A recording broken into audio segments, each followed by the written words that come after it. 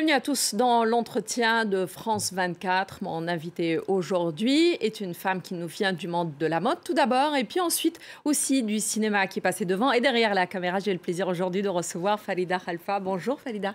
Bonjour. Merci d'être avec nous. Merci à vous. Farida, Jean-Paul Gaultier, qui vous connaît très bien, disait Farida Khalfa n'est pas un mannequin, c'est un personnage. C'est effectivement ce qu'on voit un petit peu tout au long de votre carrière et de votre parcours. L'adolescente aux cheveux longs qui est venue, qui a bouleversé le monde de la mode ici à Paris, qui s'est imposée avec ses idées, avec sa vision, et qui dit aujourd'hui, je n'ai qu'une seule obsession, c'est celle d'être bien avec moi-même. Qui est Farida Khalfa? Justement, je suis toujours à la recherche de savoir qui je suis. Je crois qu'on ne sait jamais qui on est, en fait. C'est la vie, ce sont les opportunités de la vie qui vous transforment, qui vous changent, qui vous apportent des choses et qui font qu'on évolue tout le temps, que c'est ça qui est important, c'est de saisir les chances, d'en rater aussi, de s'adapter à la vie. Voilà, c'est la chose la plus importante, c'est s'adapter. En fait, on a l'impression qu'il est difficile de vous décrire, mais c'est peut-être justement ça qui vous décrit. Vous êtes toujours là où on ne vous attend pas forcément.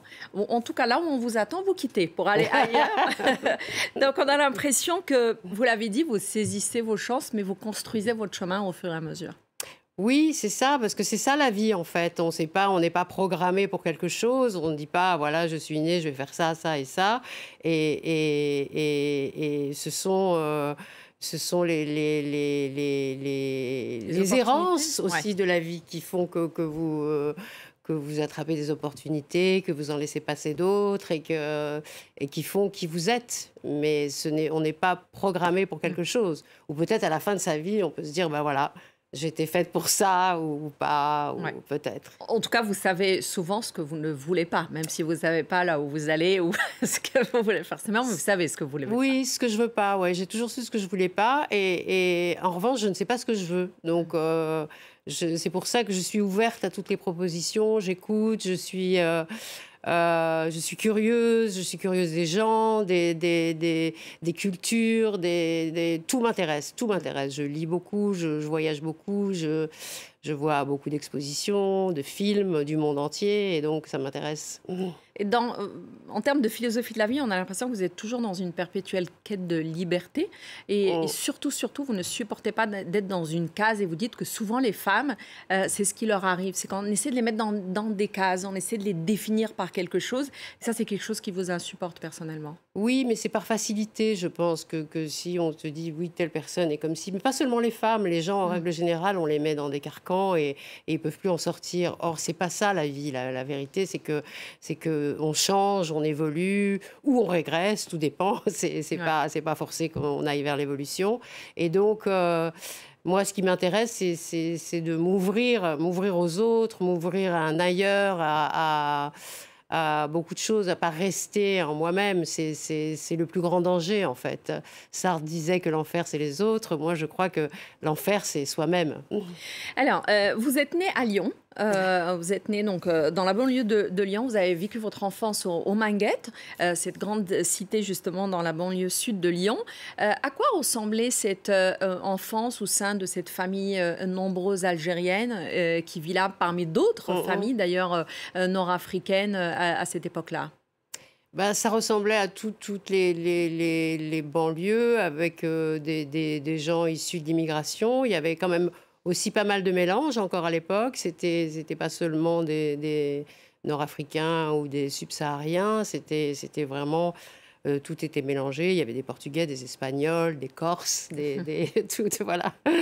Tout ça, on était ensemble, en fait. On était comme une grande... une bande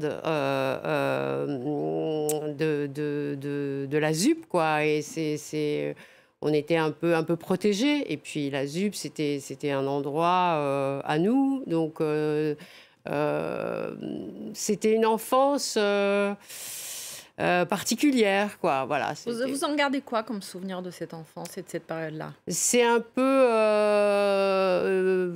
je ne sais pas comment dire. C'est douloureux et en même temps, c'est ce qui m'a construit. Donc, ce c'est vraiment grâce à ça, à cette vie-là et cette enfance-là, que j'ai décidé de changer ma vie et de prendre ma vie à bras-le-corps, quoi. En parlant des Minguettes, d'ailleurs, elles seront détruites après. Et je pense que la tour où vous habitiez était la première à être détruite. Et vous avez vu ça à la télé. Ça vous avait fait quoi comme effet? Ça m'a un peu désorientée, je dois dire. J'étais d'un seul coup, notre tour qui trônait, qui était la plus haute, a été détruite en direct à la télévision. C'était assez choquant. Et puis après, je me suis dit, ben voilà, c'est une autre vie. Maintenant, quelque chose, voilà, une page qui se tourne et il faut aller de l'avant, en fait. C'est ça.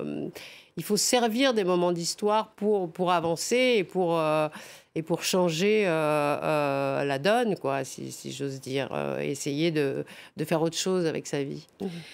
Quelques mots peut-être sur votre papa, votre maman, parce que, alors on apprend que vous n'avez eu la nationalité qu'à l'âge de 30 ans, la nationalité française, donc vous étiez algérienne, que algérienne en tout cas pendant 30 ans, même si au même moment on ne vous parlait pas spécialement de l'Algérie. Non, c'était assez... En fait, c'était douloureux pour mes parents, l'Algérie. Ils l'avaient quitté, ils étaient obligés, ils venaient d'un endroit très sismique qui s'appelait El Astam, Orléansville, au temps des Français, aujourd'hui Chlef. Ça a changé plusieurs fois de nom. Et donc, il y a eu un très grand tremblement de terre. Ils ont décidé de venir en France. Ma mère avait déjà eu 5 enfants, donc 2 petites filles mortes en bas âge. Donc, elle est venue avec ses 3 enfants et ça a été un énorme bouleversement. Mon père était analphabète, donc c'est très violent, en fait, de se retrouver dans un pays où on ne comprend pas, où on ne peut pas lire, on ne peut pas... et puis voilà, quoi. Nous, les 6 autres, on est nés ici, quoi, en France, à Lyon. Mais ça prenait un peu de temps d'avoir la nationalité. Pourquoi vous avez attendu l'âge de 30 ans? Parce que, en fait, c'était très compliqué de la demander, parce que on vous demande énormément de papiers. On fait tout pour vous décourager, en fait, d'avoir la nationalité française. Et des actes de naissance de mes grands-parents et tout ça que je n'ai pas. Et mon père lui-même était présumé. Il n'a pas de date de naissance fixe. Donc, comme beaucoup de gens de cette époque-là. Donc, c'était difficile de réussir à récupérer tous ces papiers. Mais surtout, je me suis aperçue que c'était très difficile de voyager avec un passeport algérien. C'était très compliqué. Il me fallait des visas pour aller à Londres. J'étais parquée systématiquement avec tous les immigrants dans les aéroports, donc ça prenait des heures. Et puis je travaillais, j'étais mannequin, donc j'avais pas le temps d'attendre des heures et d'avoir des autorisations. Les visas étaient toujours très compliqués à obtenir parce que on donne pas facilement des visas à des gens, des ressortissants d'Afrique du Nord, d'Algérie en particulier. Là, je peux parler que de l'Algérie, mais donc voilà. Et pourtant, vous vous sentiez déjà française. Je savais pas trop, en fait. J'avais quand même mon passeport algérien, je savais pas. Et en fait, avec mes parents, l'idée du retour était très important pour eux, quoi. Ils pensaient toujours retourner. D'accord. Et en fait, nous, on était français. En fait, le seul lien avec l'Algérie, c'était ce passeport, finalement. Exactement. Ouais. J'avais très peu de liens. Toutes mes tantes étaient venues en France, ma grand-mère aussi, puisqu'elle était... veuve de guerre, elle avait donc des droits qu'elle pouvait avoir qu'en France. Donc tout ça a fait que la famille s'est retrouvée. Oui, le papa de votre maman avait fait la guerre de 14, me semble-t-il, c'est ça? Ouais, exactement. Exactement. Alors, vous avez donc toute cette histoire finalement familiale, mais vous voulez écrire la vôtre d'histoire. Et alors, bien sûr, quand on connaît Falida Khalfa, on sait très bien que vous avez quitté à 16 ans sur un coup de tête un jour Lyon. Vous sortez parler avec une copine, ça tarde, ça prend un peu de temps, puis on décide de partir à Paris finalement, de prendre son envol. Comment ça se passe quand on a 16 ans et qu'on atterrit à Paris, parce que ça doit être aussi un choc malgré toute la force qu'on peut avoir. Oui, c'était un choc, mais en même temps, curieusement, je me sentais complètement libérée. À partir du moment où j'ai décidé de partir, la peur est partie. D'un seul coup, je me suis dit, allez, maintenant, je me disais rien, d'ailleurs, j'y allais. En fait, on déchire le filet de sécurité. Voilà, ouais, on y va. On se lance dans j'avais l'impression que rien ne pouvait m'arriver. Bon, j'avais des sœurs qui étaient à Paris. Je suis arrivée à Paris, malheureusement, aucune d'elles n'a pu me loger, et donc j'ai dû me débrouiller. J'ai rencontré plein de gens très rapidement, très vite. J'ai rencontré les gens qu'il fallait, des gens bienveillants, des gens moins bienveillants, mais quand même, tout ça, c'est l'histoire de la vie, c'est pas... Ça vous construit. Voilà, exactement, ça vous construit, voilà. Et vous arrivez, puis alors vous rentrez dans un monde, c'est le monde de la nuit parisienne. Vous arrivez à l'époque du Palace, à Paris. Alors, il faudrait peut-être qu'on en parle un petit peu. C'est un endroit mythique des années 80 et des années 70, le Palace, pour le présenter peut-être un peu plus à nos invités, puisque c'est là que vous faites un peu vos débuts. C'est quoi le Palace à ce moment-là? Le Palace, c'était une grande discothèque, comme on disait à l'époque. Donc, voilà. Et c'était la grande période du disco. Donc, c'était vraiment la fête constante. C'était un endroit où il y avait un brassage social et culturel énorme. C'est-à-dire que tout le monde pouvait rentrer au Palace. C'était tenu par Fabrice Hébert, qui était un grand maître de la nuit et qui avait le goût de la fête et qui comprenait que tous ces jeunes gens qui n'avaient pas d'argent, c'était bien qu'ils soient ici parce qu'ils amenaient une énergie nouvelle et leur jeunesse avec eux. Donc voilà, il y avait tous les couturiers étaient là déjà. Il y avait Yves Saint Laurent, Kenzo, Karl Lagerfeld, Jean-Paul Gaultier, qui était un jeune couturier à l'époque. Voilà, toute la mode était là, la musique était là, tous les gens venaient au Palace, je veux dire, j'ai vu des concerts, le premier concert de Prince, Bob Marley, Grace Jones. Vraiment, c'était vraiment un endroit extrêmement festif et joyeux. C'était vraiment, c'était la fête, quoi. Et ça, c'est quelque chose dont vous aviez besoin à ce moment-là. Oui. Danser, chanter, rigoler, voilà, être avec des gens qui vous aiment et que vous aimez. Voilà. Et danser toute la nuit. C'était ça, ouais. C'était en fait la seule chose qui m'intéressait. Je n'avais absolument pas de programme de vie. Ce qui m'intéressait, c'est, allez, qu'est-ce qu'on met ce soir pour sortir, voilà. Mais d'ailleurs, cette jeune fille de Lyon qui arrive à ce moment-là, elle est très reconnaissable et facilement reconnaissable avec cette grande tignasse qu'elle a et puis surtout ce grand sourire. Jean-Paul Gaultier en parlera après. Le sourire, à un moment donné, c'est quoi? C'est un bouclier aussi? Parce que vous l'avez dit de vos cheveux. J'y reviendrai tout à l'heure. Mais est-ce que le sourire, c'était aussi quelque chose avec... on a envie d'aborder autre chose, une autre étape dans sa vie, donc... on sourit un peu la vie en espérant qu'elle nous sourit au retour. Je souriais pas tellement à l'époque, je vais vous dire. J'étais pas du tout. Aujourd'hui, je souris beaucoup plus. Non, j'étais plutôt, je faisais un peu la tronche tout le temps, un peu. Mais l'intérieur de moi était joyeux. J'étais heureuse d'être là mais non, c'est mon bouclier, c'était mes cheveux, mon rempart contre les autres. Je pouvais les mettre devant, je pouvais me cacher, voilà, je faisais plein de choses derrière mes cheveux. Mais...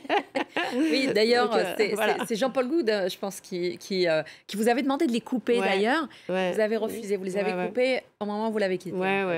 C'était pour passer à autre chose. Oui, mais vous serez repéré, justement, pendant ces années-là, par Frédéric Lorca, qui travaillait avec Jean-Paul Gaultier.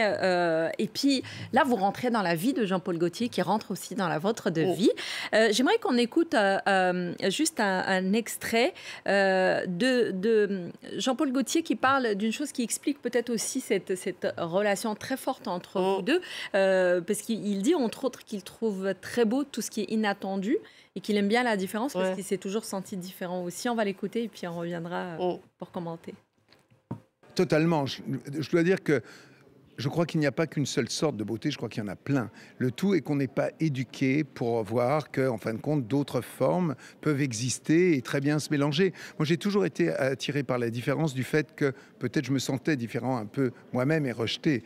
Donc, j'ai appris par moi-même à regarder et à trouver beau tout ce qui était inattendu et intéressant. Et donc, c'est ce que j'essaie de montrer, ce que j'ai toujours essayé de montrer dans mes collections et ce que j'essaie de montrer maintenant aussi, là, comme quoi, eh ben oui, les frics, c'est chic et c'est beau. On est tous des frics de quelqu'un. Merci. Alors, autant les aimer et les regarder. Je vous remercie de me traiter de frics. Je vais l'appeler. Comment est-ce que ça clique entre Jean-Paul Gaultier et vous? C'est le premier Jean-Paul, vous dites, qui a marqué votre vie.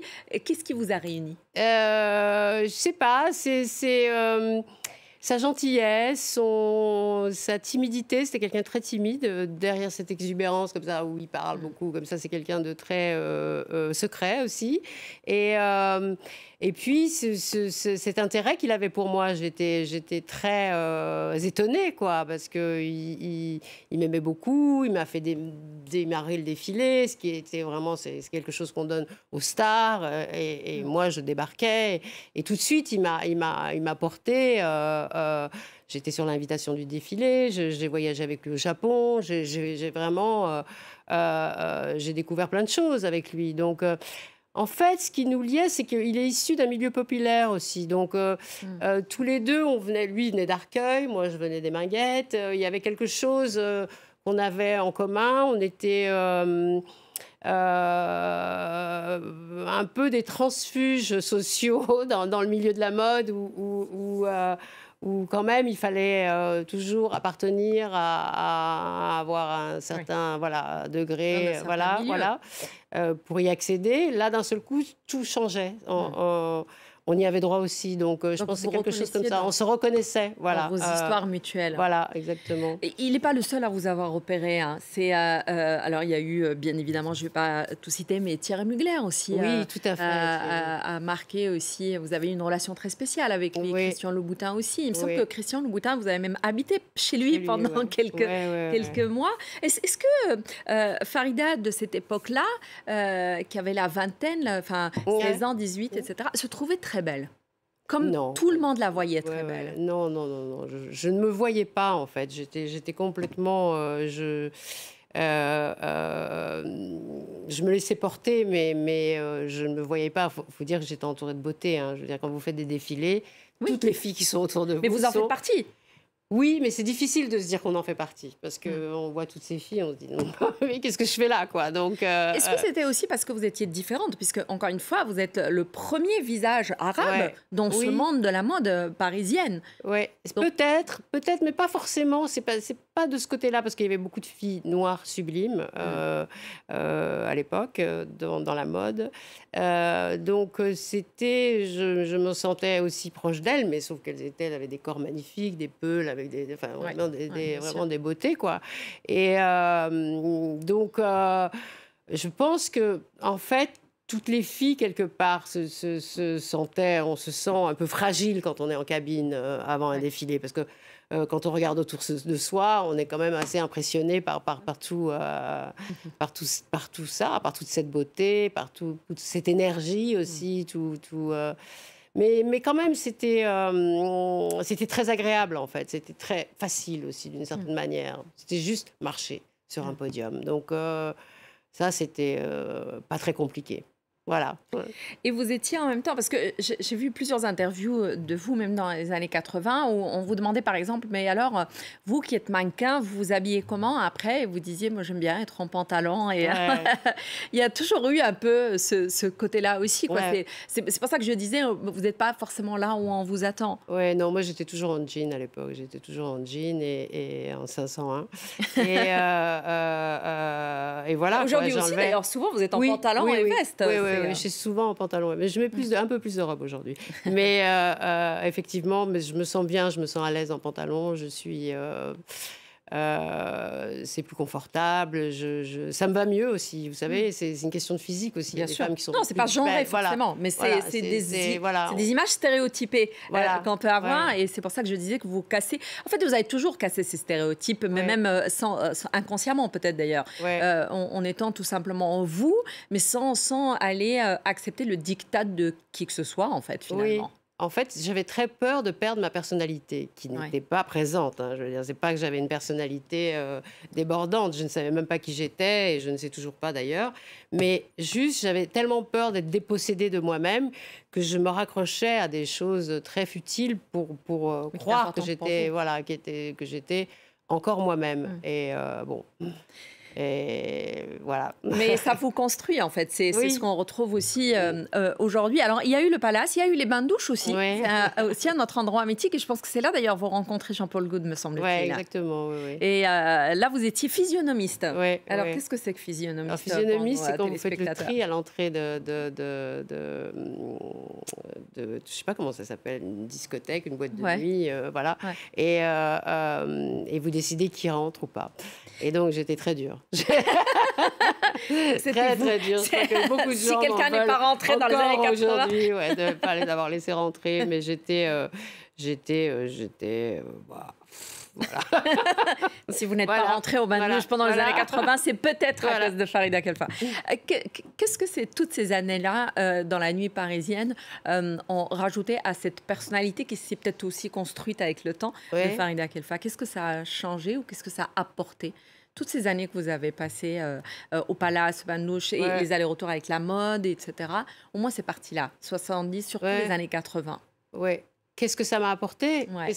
Je sais pas, ça m'a apporté l'ouverture aux autres. En fait, parce que la nuit, tous les chats sont gris, donc on rencontre tout le monde. Je veux dire, de Roland Barthes à Aragon. Enfin, je veux dire, il y avait quand même des gens très impressionnants dans ces endroits. Et tout le monde est à la même enseigne. Il n'y a pas de différence sociale. On est tous les mêmes. Donc, une certaine facilité à aller vers l'autre et à parler aux gens parce que tout le monde était accessible finalement. Donc, rien ne me semblait impossible. Je ne pouvais pas me dire, ah, mais c'est... Quand même, Aragon, ça m'a fait un coup parce que je l'ai vu, j'étais quand même très, très, très impressionnée. Mais voilà, c'est la facilité aussi de rentrer en contact avec l'autre. Voilà. En tout cas, rien ne. Il y a peut-être des choses qui vous impressionnent, mais rien ne vous impressionne dans la vie. Vous avancez, vous faites les choses que vous aimez, vous essayez de vous accrocher à ce que vous êtes, même si ça aussi, ça se construit un peu avec le temps. Dans les début des années 80, 1983, me semble-t-il, vous faites la connaissance aussi de Asdena Alaya, qui est le grand nom, bien évidemment, de la mode mondiale, d'ailleurs.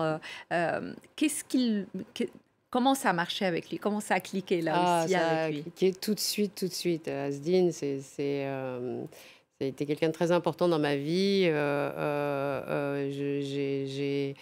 Je sais pas, on s'est sentis attirés l'un vers l'autre d'une certaine manière. Ça a été comme aimanté. D'ailleurs, Jean-Paul Gaultier qui a fait les plus belles images qu'on a ensemble, toutes ces photos, ce petit opéra qu'il a appelé l'opéra Farida, où on dansait avec des derviches tourneurs, qui était vraiment quelque chose de très beau.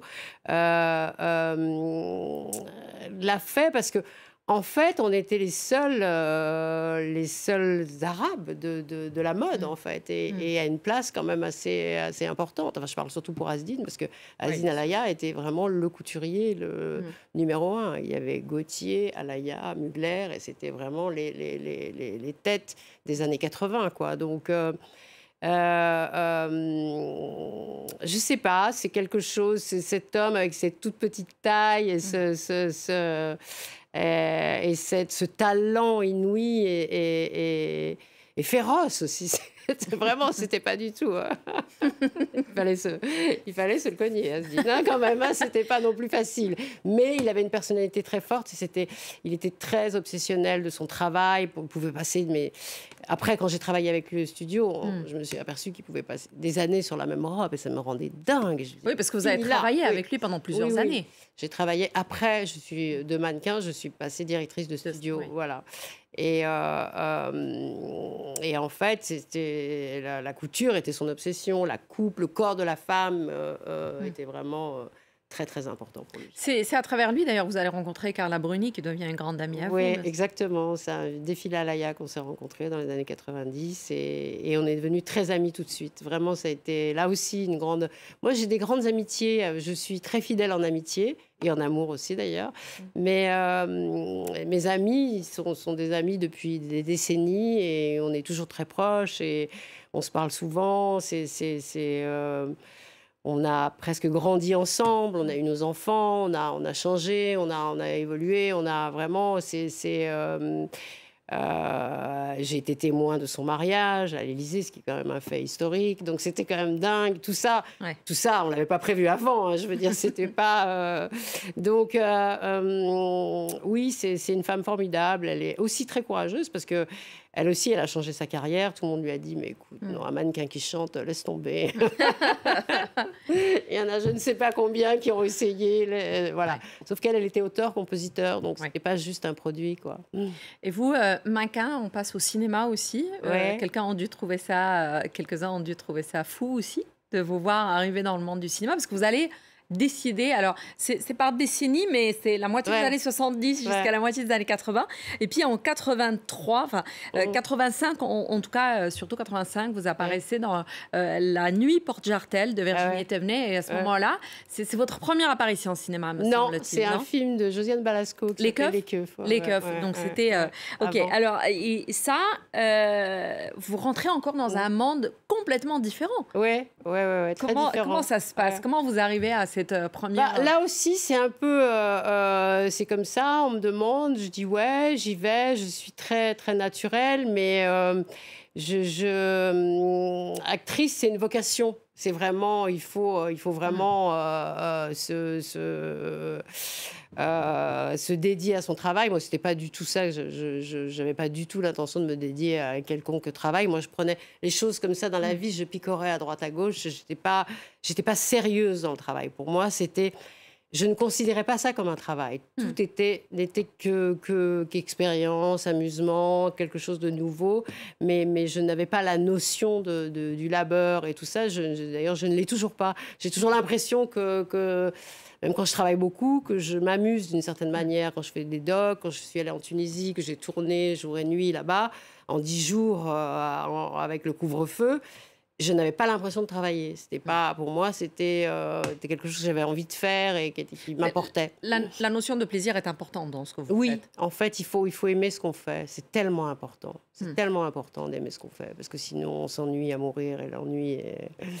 Alors, vous rentrez dans le monde du cinéma, on dilettante un peu, mais faut quand même, on vous voit dans plusieurs films. Alors, il y a quand même une pause dans les années 90, et je vous posais la question avant de commencer notre émission, puisqu'effectivement, vous délaissez un peu le cinéma dans les années 90, vous arrêtez aussi. Votre dernier défilé, c'était celui avec Asdine Alaya, en 93. Et ça, après, j'ai redéfilé, donc je vous revenez. Voilà, absolument. Mais il y a une pause, en tout cas, là. C'est une pause pour une nouvelle étape dans votre vie. Oui, tout à fait. Celle d'être maman. Voilà, absolument. J'ai eu mes enfants, j'ai eu mon premier fils, Ismaël, et puis mon second, Omer, un peu plus tard. Et voilà, et là, j'ai vraiment fait une pause. Là pour moi, la maternité, ça m'a axée, ça m'a mise dans la vie. Voilà, j'ai compris que là, c'était sérieux. Alors, la maternité, ça, à ce moment-là, ça vous aide quelque part à vous définir. Ça vous apporte. Qu'est-ce que ça apporte exactement dans votre vie? Parce que, effectivement, toutes les choses, vous les faites un peu par plaisir, etc. Là, ça devient un peu plus sérieux. Même si vous êtes quelqu'un d'engagé dans tout ce que vous faites. Hein, mais qu'est-ce que ça change, la maternité, à ce moment-là? Ça change tout, je veux dire, pour une femme, en tout cas, d'avoir des enfants, en tout cas, personnellement, ça m'a ancré vraiment dans la réalité. Je n'étais pas vraiment dans la réalité auparavant. Et là, là, il est vraiment question de petits êtres qui n'ont rien demandé, donc il faut s'en occuper tout le temps. Et je m'en occupais tout le temps, j'ai arrêté, j'étais avec mes enfants, et j'ai beaucoup apprécié. Mais je me suis aussi rendu compte que je ne pouvais pas être que maman. Que ça, c'est le danger et que ça n'était pas possible. C'est là où j'ai décidé de travailler avec Asdine au studio et que là, j'avais besoin d'un travail où j'avais quand même une certaine... j'avais des horaires où je pouvais être avec mes enfants et que après je travaillais. Donc, j'avais réussi à adapter mes horaires avec les horaires du studio Alaya et Asdine m'a beaucoup aidée pour ça. Et voilà. Donc aussi, ça m'a ancrée dans la réalité du travail, pas seulement dans la maternité et le fait d'être mère. Ça m'a, Est-ce que ça vous a aussi aidé à redéfinir la notion de famille? Oui, oui, j'ai créé ma famille avec mon mari, Henri Sédou, et donc qui est le père de mes enfants. Et donc ça a été... c'était important, c'était... parce qu'il fallait que j'invente tout, quoi. C'était quelque chose à inventer. La famille, on ne sait pas comment ça fonctionne. Donc, on n'a pas vraiment les codes, on ne sait pas... et donc, voilà. Donc, beaucoup d'amour et ça marche, voilà. C'est le plus important. Et de présence. C'est le plus important.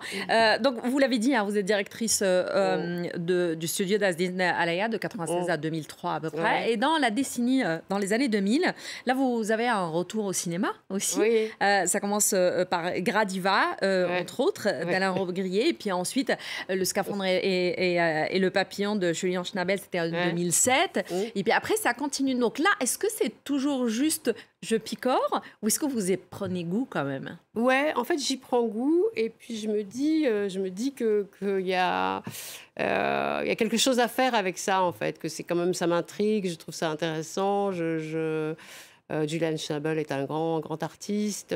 Et comme souvent, les grands artistes sont de grands metteurs en scène. Donc, il avait vraiment une vision, parce qu'ils ont le sens des couleurs, de la mise en scène. Et ça m'intéressait. Donc, je ne me suis pas dit comme ça, mais je regardais faire, je regardais la technique et tout ça. Et puis finalement, après, quelques années après, j'ai travaillé au studio Gauthier aussi. J'étais directrice de la couture chez Jean-Paul Gaultier. Mais ça n'a pas duré longtemps. Jean-Paul, il faut mieux l'avoir comme ami. Que comme patron. Que comme patron. Non, ça, c'est pas possible. Et donc, et après, justement, je me suis dirigée vers le documentaire en faisant mon premier doc sur Jean-Paul Gaultier. Donc, ça a été... je vais revenir au documentaire, mais en gros, en faisant tout ça, vous avez vu un peu comment ça se passait et c'est ça qui vous a intrigué pour passer de l'autre côté. Alors, ça me rappelle un peu, et vous en parlez d'ailleurs, Souad El Boati, avec laquelle vous faites un film qui vous a aussi dit... J'ai vu quelqu'un faire, je me suis dit, s'ils peuvent le faire, je peux le faire. Voilà, c'est un film d'ailleurs que vous avez beaucoup aimé, Française en 2008. C'est un rôle aussi qui vous a marqué. Oui, absolument. On était à Fès, on tourné au Maroc. Meknes, avec Souad, qui était vraiment très... Il y avait Afzia Herzi aussi dans le film. Absolument. Et je lui ai dit, mais comment est-ce que tu as fait ça? Elle m'a dit, mais moi, quand j'ai vu le mec avec qui je bossais, je dis, si lui il peut le faire, moi, je peux le faire. Moi, je peux le faire aussi. Voilà. Je me suis dit, tiens, c'est pas mal. Mais moi, je me suis jamais dit ça, parce que j'avais toujours quand même un petit complexe. Je me suis toujours dit, on n'est pas sûr que je puisse le faire. Mais tentons, on sait jamais. Et puis, en fait, j'ai tenté, et puis on se prend au truc, quoi. Ça aide de commencer par filmer les gens qu'on aime. Jean-Paul Gaultier, vous avez filmé aussi Christian Louboutin, vous avez fait... C'est beaucoup plus facile, en fait, parce que déjà, on les connaît et on sait... Bon, j'ai commencé avec Jean-Paul Gaultier, donc je sais que je voulais donner quelque chose un peu différent du visage que l'on connaît, de l'enfant terrible de la mode et tout ça. Je voulais montrer quelqu'un de plus secret, de plus... personnel. Et ensuite, il y a eu le printemps arabe, donc la Tunisie m'a intéressée. Je me suis dit, mais il faut aller là-bas et c'est tellement intéressant ce qui se passe. Le monde arabe est en train de changer et il va se passer des choses, il faut le filmer. Et donc, je suis allée là-bas et c'était vraiment bouleversant de voir tous ces jeunes activistes qui étaient là, qui rêvaient d'un monde nouveau et qui... bon, le monde n'est pas vraiment nouveau, et bon. Mais ça a quand même fait avancer. Ce sont des choses comme ça qui font avancer la démocratie dans le monde arabe, où c'est important quand même. Et c'est... même si, encore une fois, je le disais au début, vous êtes d'une famille algérienne, mais vous ne connaissez pas vraiment l'Algérie. Mais vous avez quand même une relation, finalement, avec tous ces pays d'Afrique du Nord. Vous vous sentez quand même de là-bas aussi? Je me sens de là-bas, oui. Je me sens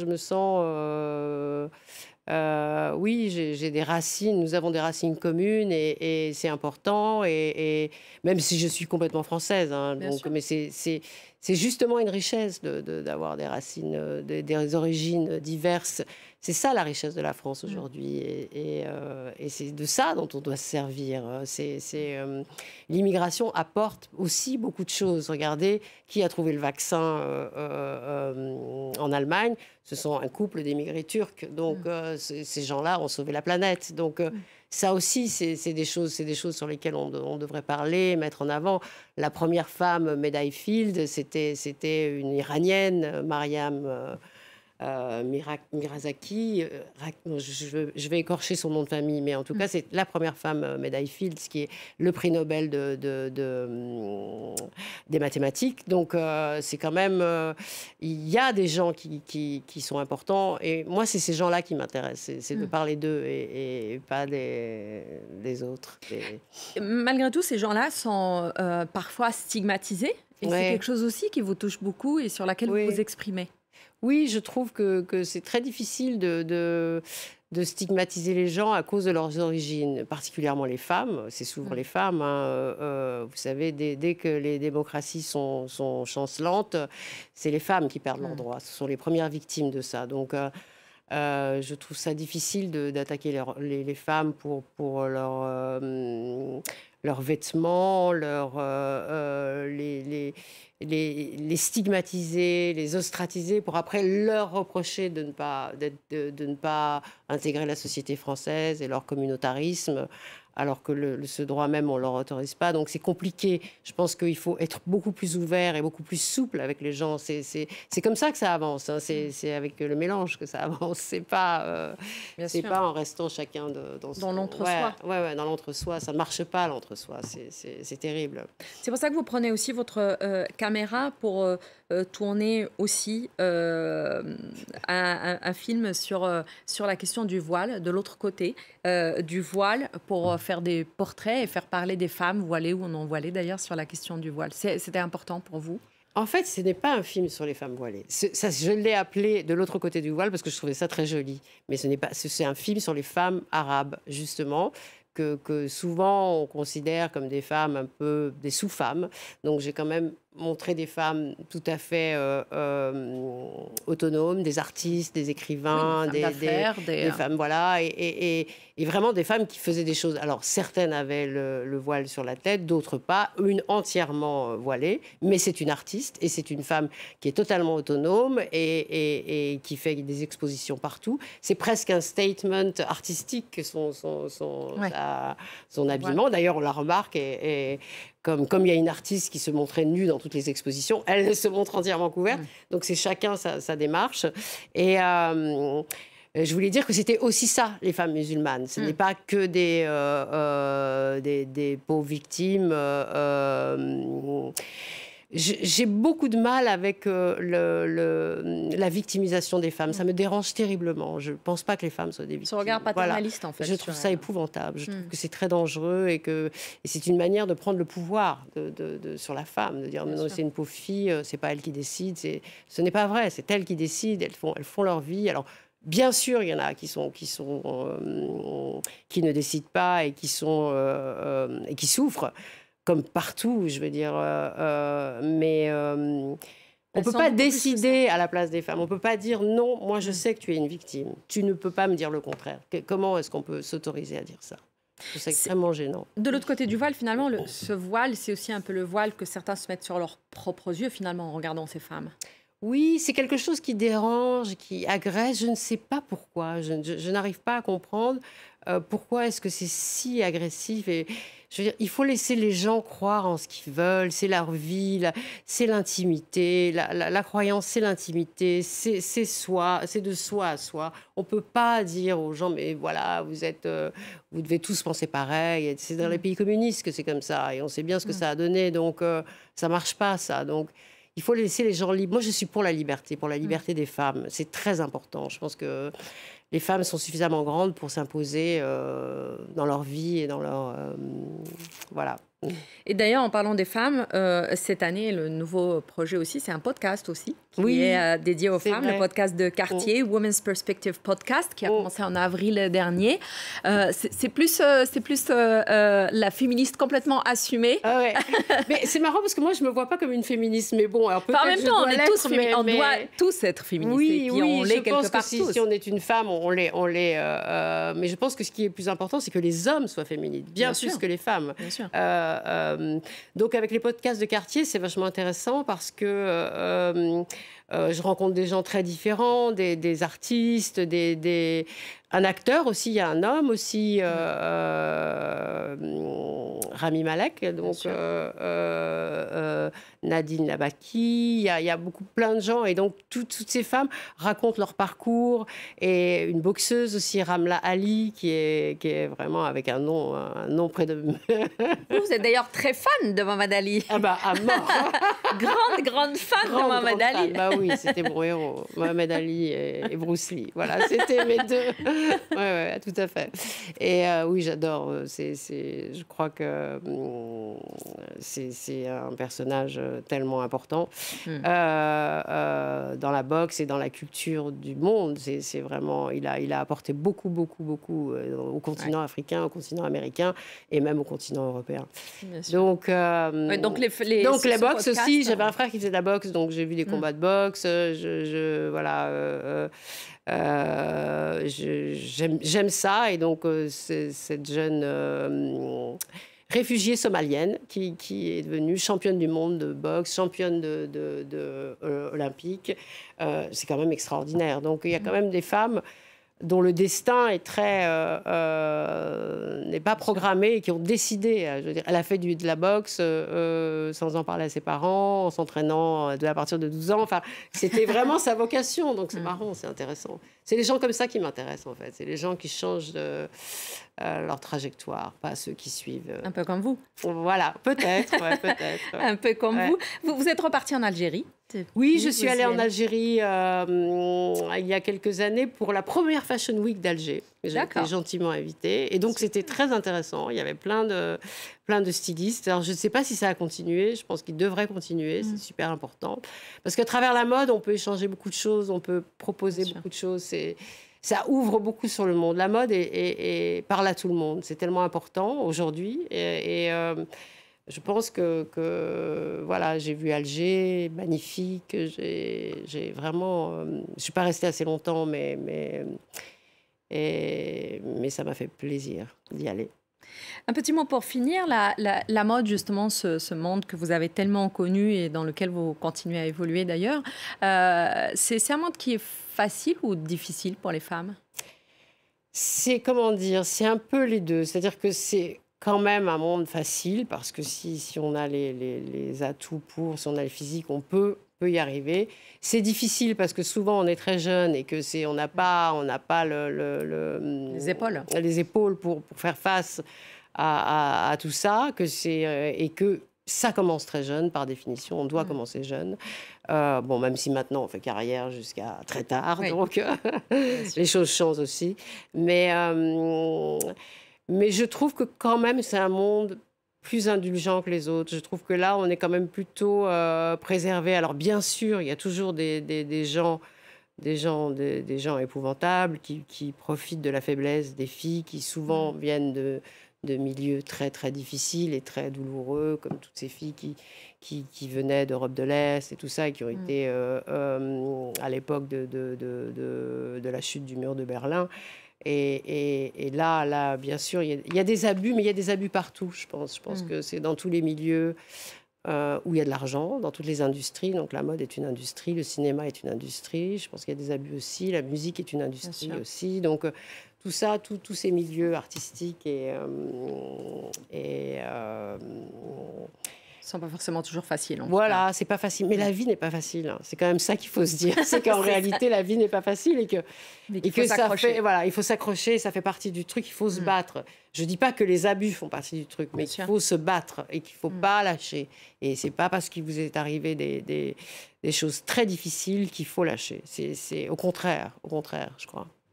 Falida Khalfa, merci beaucoup pour cet entretien. Merci d'avoir été avec nous. Merci à vous. Merci. Merci à vous tous de nous avoir suivis. Vous restez avec nous sur France 24. Au revoir.